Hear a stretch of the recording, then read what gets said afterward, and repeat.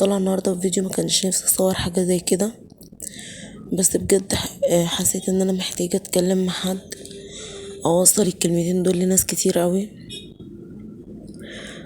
طالعه عشان اقول كلمتين بس قبل ما اتكلم في اي حاجه، عايزه اقول لكم ازيكم عاملين ايه، يا رب تكونوا بخير. بجد ما كانش نفسي اصور فيديو زي ده خالص. المقطع اللي انتوا شفتوه في البدايه ده، اول حاجه اللي انتوا شفتوها في اول مقطع دي، والحاجه اللي انتوا شايفينها دلوقتي قدامكم دي، انا مش عارفه ده ايه.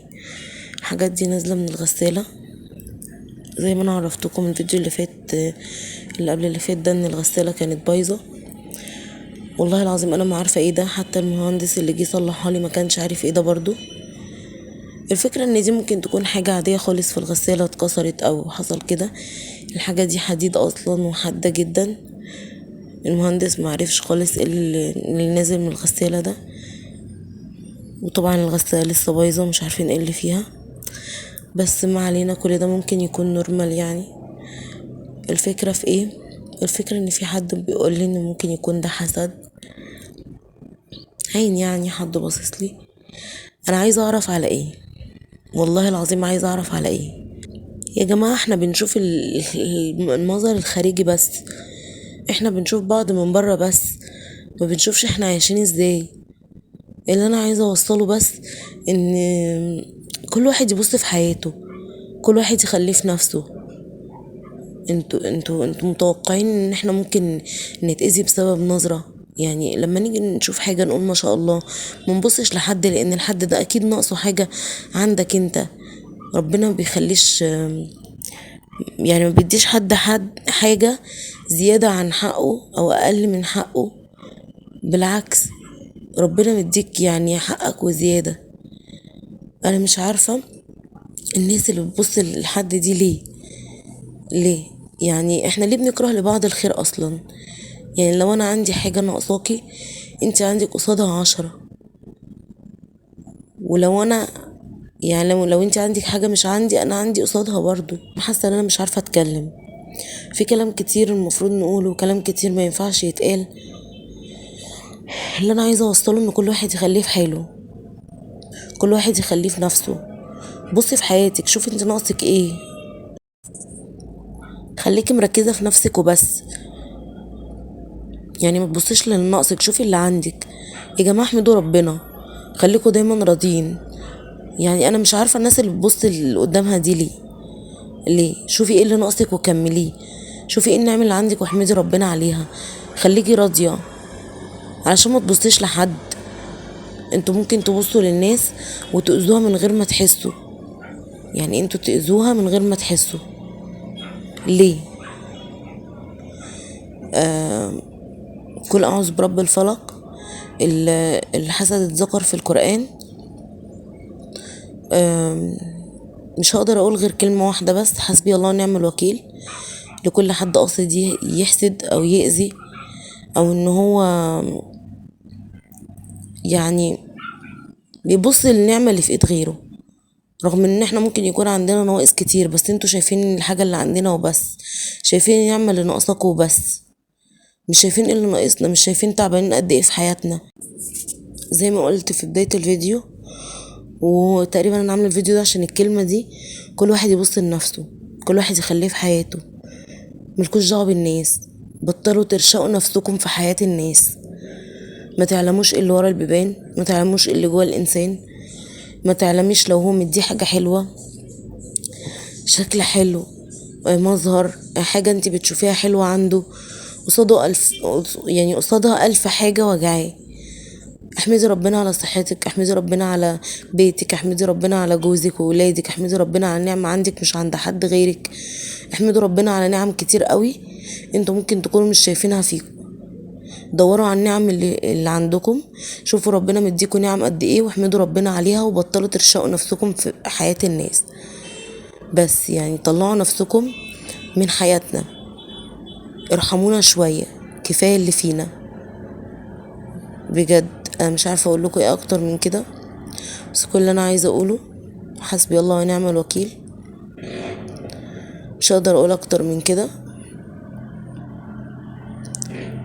بطلب منكم الدعاء بس، ان انتوا تدعولي بظهر الغيب ولكم بالمثل ان شاء الله. اسفة جدا على الطاقة السلبية اللي انا اديتها لكم، بس والله العظيم غصب عني.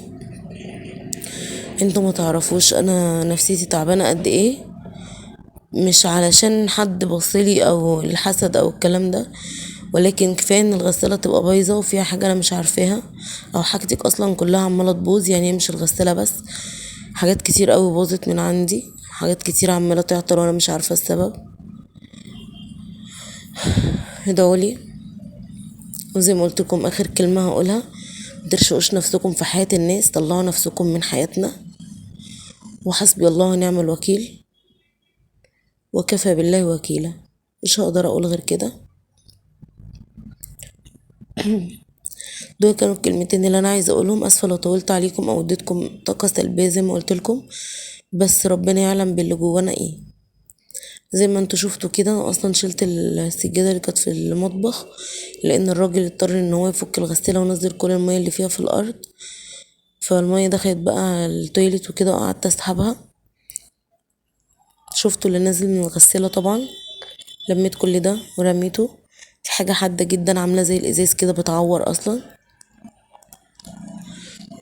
حاجة طبيعية جدا، انا مش عارفة هي ممكن تكون ايه، بس لسه ان شاء الله هنكشف على الغسالة تاني. بس كده دول الكلمتين اللي انا كنت عايزة اقولهم. يا رب كلامي ما يكونش ضايق حد، ويا ريت تسمعوه لكل اللي حواليكم، لان انا محتاجة ناس كتير تسمع الفيديو ده بجد.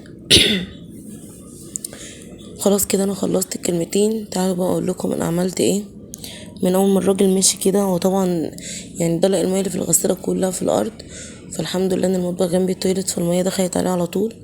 شلت السجاده اللي كانت في المطبخ ومسحت بقى المطبخ، لميت الحاجات اللي وقعت من الغسالة دي وصبنت المطبخ، لان اصلا كانت المية ريحتها وحشة جدا كمان.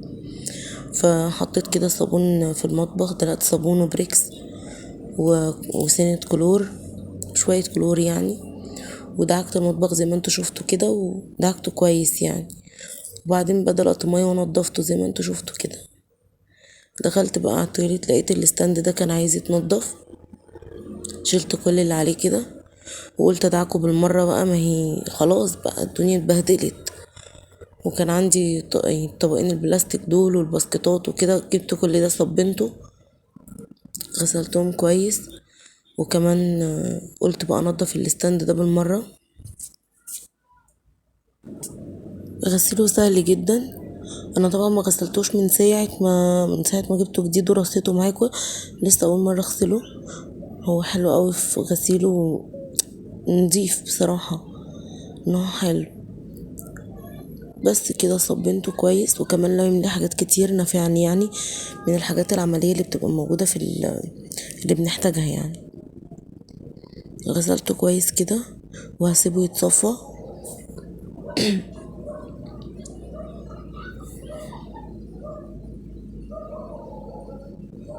هسيبه بقى يتصفى شوية كده، وهكون بقى يعني هغسل مكانه برضو بريكس وكده.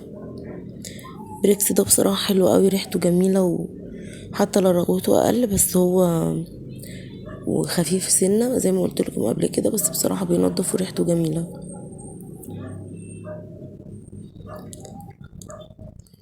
بصوا بقى، اجي هنا ادلق شوية كلور برضو، يعني احط كلور وبريكس وكده، واصبن كويس الطينة دي كلها اللي نازلة من الغسالة.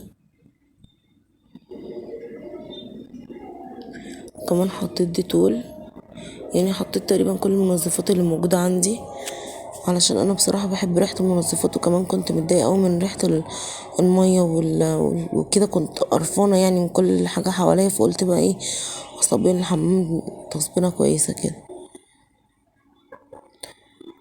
طبعا الفرشة دي يعني مش عارفة ادخل بيها في الزوايا، يعني هفصل الكاميرا واصبن بقى كويس كده، امسك سلكة او اسبونجة واغسل بقى السيراميك كويس، والفرشة اللي هي بتاعت البلاط الصغيرة اليد دي.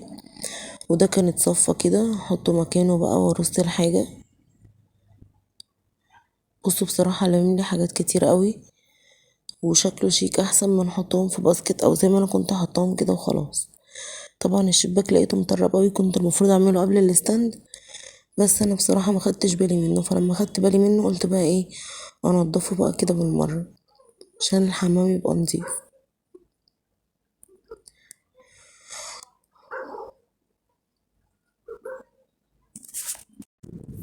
بس كده شلت من عليه التراب، وابتدي بقى ان انا ادلق عليه مية.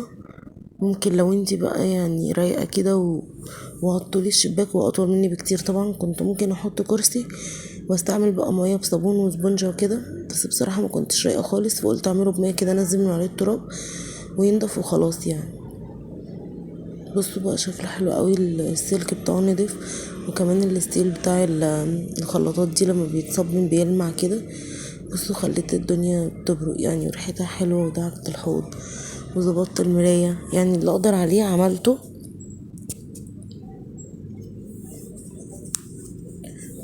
بس كده هعطر